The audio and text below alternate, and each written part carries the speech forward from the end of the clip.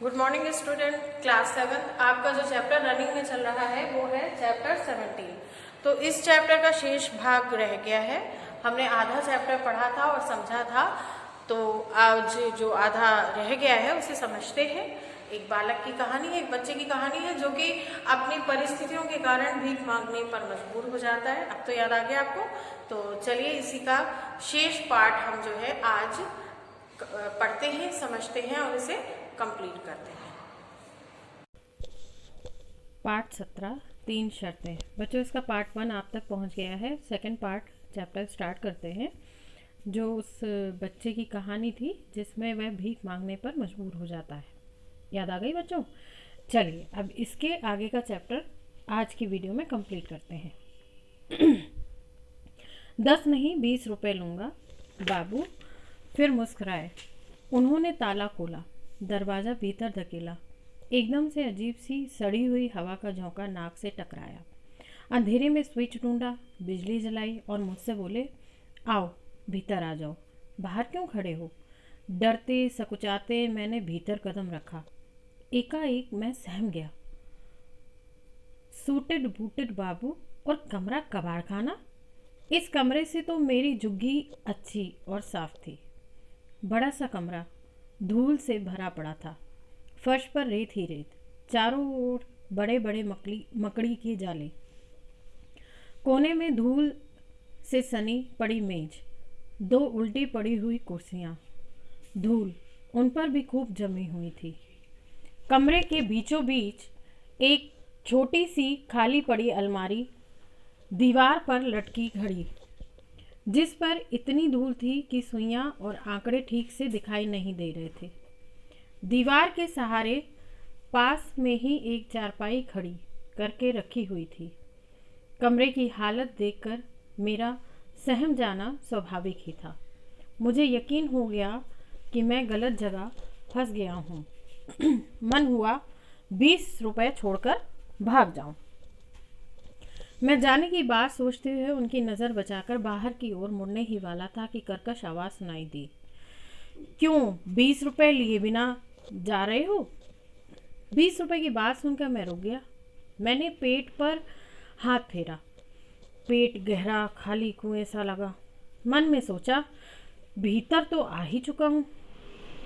20 रुपए जीतकर यूं भाग जाने से क्या फ़ायदा? मैंने 20 रुपए के लिए हाथ आगे बढ़ा दिया। उन्होंने जेब से 2 नोट निकाले, एक 20 रुपए का और एक 100 रुपए का। दोनों नोट दिखाकर बोले, इन दोनों में बड़ा कौन सा है? 100 रुपए का नोट देखकर मेरी आंखें फटी की फटी रह गई। आज जिंदगी में दूसरी बार यह नोट देख रहा था। एक बार माँ ने बापू की दवाई लाने के लिए 100 रुपए का नोट दिया था और दूसरी बार आज। मैंने झट से 100 रुपए की ओर इशारा कर दिया। यह नोट बड़ा है। बाबू मेरी विवश दृष्टि को पहचान गए थे शायद। मुस्कुराते हुए बोले, मैं यह बड़ा नोट भी तुम्हें दे सकता हूँ, मगर एक शर्त पर। फिर एक शर्त। बच्चा सोच रहा था कि बार बार वह उससे शर्त पे शर्त क्यों रखते जा रहे हैं। जब पैसे देते हैं तब शर्त भी रख देते हैं। मन ही मन बाबू का बड़ा क्रोध आया। ये बाबू है क्या आखिर? हर बात पर शर्त। मुझे चुप देखकर वह बोले, कहो शर्त मानने को तैयार हो? मैंने सोचा शर्त सुन तो लेनी ही चाहिए। मंजूर करना या ना करना मेरी मर्जी। 20 रुपए तो मैं जीत ही चुका हूँ, क्या पता 100 का नोट भी जीत जाऊँ। मैंने हाँ में सर हिला दिया। शर्त क्या है? बाबू मुस्कुरा कर बोले, ये कमरा देख रहे हो, काफ़ी बड़ा है। अगर आधे घंटे में तुम इसे चकाचक चमका दो तो यह 100 रुपए तुम्हारे। बोलो, है शर्त मंजूर? बाबू बहुत चालाक नजर आए। मैं मन में ही सोचने लगा, इतना बड़ा कमरा, आधे घंटे का समय, काम मुश्किल है। फिर विचार आया, कोशिश करने में हर्ज क्या है? 20 रुपए तो मेरे हैं ही, 100 रुपए नहीं मिलेंगे तो ना सही। यूं भी 20 रुपए लेकर लौटूंगा तो भीगूंगा ही। बाहर बारिश तेज हो चुकी है और अगर कमरा साफ कर पाया तो 100 रुपए मेरे। मैंने शर्त मान ली। बाबू से झाड़ू और एक कपड़ा लाने को कहा। बाबू 1 मिनट में ही एक फटी धोती, एक बाल्टी पानी, एक मग्गा और झाड़ू लेकर आए और बोले, ध्यान रहे समय आधा घंटा है। कमरा साफ होना चाहिए और हर चीज़ करीने से रखी हो। एक बार फिर सोच लो। मैंने बड़े गर्व से कहा, बाबू 2 शर्तें जीती हैं, तीसरी हारना नहीं चाहूँगा। बाबू ने मेरी पीठ थपथपाई और चले गए। देखा बच्चों, इस समय उस बाबू ने जो भी शर्तें रखी उन शर्तों को वह मानता चला गया। थोड़ी देर के लिए मुझे लगा मैं यह शर्त हार जाऊंगा, मुझे भाग जाना चाहिए। मेरी कर्मठ माँ की पुरानी छवि मेरे सामने आ गई, जब काम से लौटकर कमर पर साड़ी का पल्लू लपेटकर वे 5 मिनट में घर साफ कर देती थी। मैंने पहले धोती के 3 टुकड़े किए, एक अपने मुंह और सिर पर बांधा, दूसरा बाल्टी के पानी में डाल दिया, तीसरा सूखा रखा और काम में जुट गया।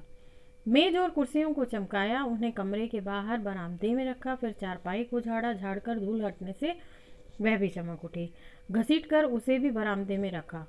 फर्श की धूल झाड़ू से इकट्ठा करके एक कोने में रखी। अलमारी में एक अखबार का बड़ा कागज था, उसमें धूल भरकर बाहर रख दी। फिर अलमारी को इधर उधर घसीटते हुए जाले और धूल झाड़ी। घड़ी को चमकाया, उसी जगह लटका दिया, फिर अलमारी को चमकाया। अंत में फिर फर्श को साफ किया। गीला पोछा लगाकर सूखे कपड़े से पोंछा। कमरा चमक उठा। मैं भी देखकर हैरान था। क्या यह वही कमरा है जिसमें थोड़ी देर पहले मैं आया था?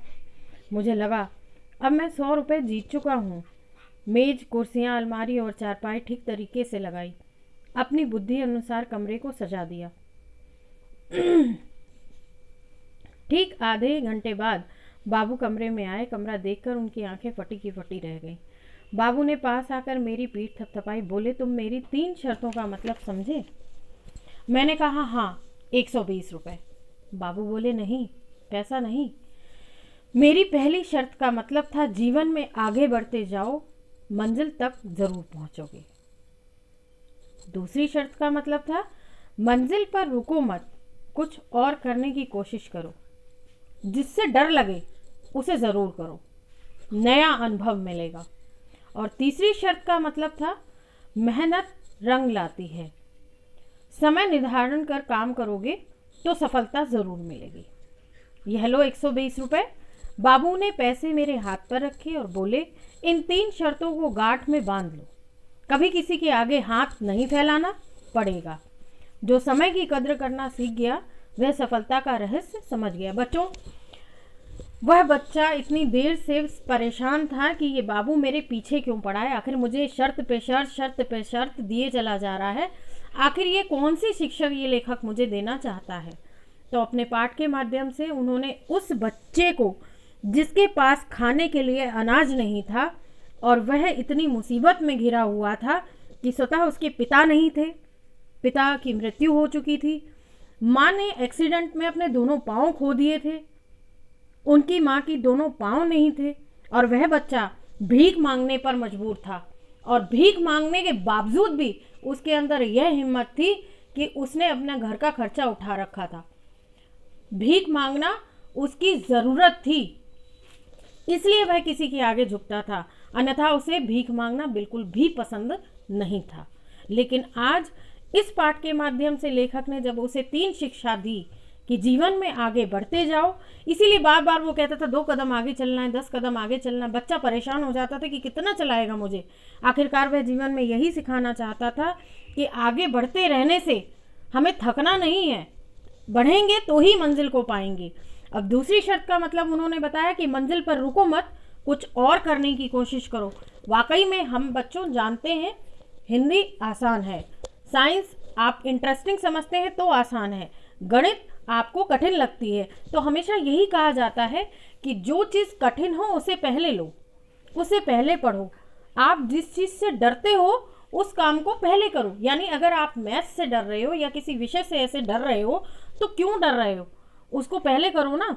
जब आप करोगे नहीं तो समझोगे कैसे, और उसका अनुभव भी नहीं मिलेगा आपको। और तीसरी शर्त का मतलब था कि मेहनत रंग लाती है। डेफिनेटली आप आगे कदम बढ़ाएंगे, अंधेरा ज़रूर है लेकिन कदम आपका एक आगे बढ़ेगा और दूसरा पहुंचेगा। तब तक रोशनी यानी उजाला प्रकाश आपको दिखने लग जाएगा। किसका? नॉलेज का, ज्ञान का। तो आप जो भी मेहनत करते हो, किसी भी काम में दिल लगा के अगर काम करते हो तो आपको मेहनत रंग लाती है। अब आगे, मैंने आज तक तीनों शर्तों की गांठ नहीं खुलने दी। मैंने गली के नुक्कड़ पर रेहड़ी लगाकर कभी पतंग, कभी होली के रंग, तो कभी बच्चों के खिलौने बेच बेच कर अपनी और माँ की रोटी चलाई। मेरे जीवन में बदलाव का महत्वपूर्ण क्षण था। उनकी शर्तों ने मेरी जिंदगी बदल दी। मुझे लगता है कभी ना कभी जीवन में विलक्षण क्षण आता है। बच्चों, ये पक्की बात है। विलक्षण क्षण का मतलब होता है ऐसे क्षण जो हम नहीं चाहते हैं, दुखद क्षण जिनको हम नहीं चाहते हैं कि हमारे जीवन में आए, फिर भी वो आते हैं और वो हमें कोई ना कोई ऐसी नई सीख दे जाते हैं। बस उसे समझने की, पहचानने की ज़रूरत है। जो सही अवसर को पहचान गया वह सफल हो गया। यह भी सच है कि उस दिन के बाद मुझे कभी भीख नहीं मांगनी पड़ी। मनुष्य को दिशाहीन भटकने की अपेक्षा सोच समझकर जीवन जीना चाहिए। अब पाठ का उद्देश्य मैं बता देती हूँ। पाठ का उद्देश्य पाठकों को यह संदेश देना है कि कठिन परिस्थितियों में भी हार नहीं माननी चाहिए। जीवन में अवसर आते रहते हैं, उन्हें अवसर पहचानने की आवश्यकता है। जो समय को पहचान लेता है वही सफल होता है। लेखक ने भिक्षावृत्ति की समस्या का अनूठा हल निकालकर कहानी को रोचक बना दिया। आशा करती हूँ बच्चों आपको यह पाठ सुनकर भी अच्छा लगा होगा और समझ में भी आया होगा।